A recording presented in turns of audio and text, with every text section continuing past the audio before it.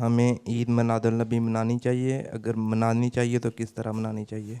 عید میلاد النبی یہ جو مسلمانوں نے شروع کی ہے، یہ پہلے تو مناتے کوئی نہیں تھے. عربوں میں تو اب بھی نہیں مناتے، بہت سارے مسلمان ملکوں میں نہیں مناتے، پاکستان اور ایشیا میں ہی ہے نا زیادہ.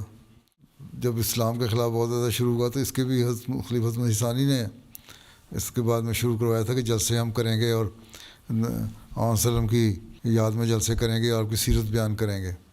اس کے بعد ان مسلمانوں نے اس کو لے لیا اور اس میں پیدائش کے دن سے منانا شروع کر دیا، کیونکہ سینکڑوں سال تک صحابہ نے تو کبھی نہیں منائی، نہ خلفائے راشدین کے زمانے میں منایا گیا عید میلاد النبی، نہ آن وسلم نے کبھی کہا کہ میری پیدائش مناؤ.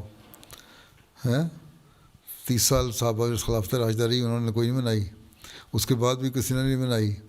تو یہ تو بعد میں رواج پڑا اس لیے کہ اسلام پہ جو اعتراض ہونے لگے تھے، آن وسلم پہ حملے کرنے لگے تھے عیسائی اور ہندو بہت زیادہ.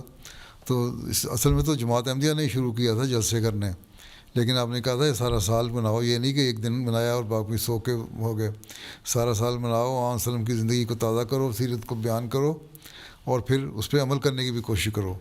تو یہ حقیقت ہے منانے کی. اگر صرف جلسے کر کے، تقریر کر کے، چراغاں کر کے اور نعرے لگا کے تو بیٹھ جانا ہے اور پھر لوگوں کو گالیاں دینی ہے تو اس کا تو فائدہ کوئی نہیں ہے.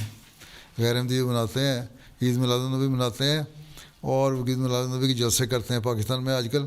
اس کے بعد سارے جلسے میں آن وسلم کی سیرت و بیان کوئی نہیں ہوتی، حضرت مسیح علیہ السلام کو گالیاں دیتے ہیں، احمدیوں کو گالیاں دیتے رہتے ہیں. یہ جلسوں میں ہو رہا ہوتا ہے. تو اس کو ایسی منانے کا کیا فائدہ؟ تو ہم نے جو منانا ہے یہ ہے کہ صرف عید میلاد النبی نہیں منانی، بلکہ آن وسلم کے سیرت کے پہلو کو سارا سال ہی لوگوں کو بتانا چاہیے کہ کیا سیرت تھی آپ کی. ٹھیک ہے، یہ ہماری تعلیم ہے، یہ ہم کرتے تھے. خاص دن کی ضرورت نہیں ہے بلکہ سارا سال کی ضرورت ہے.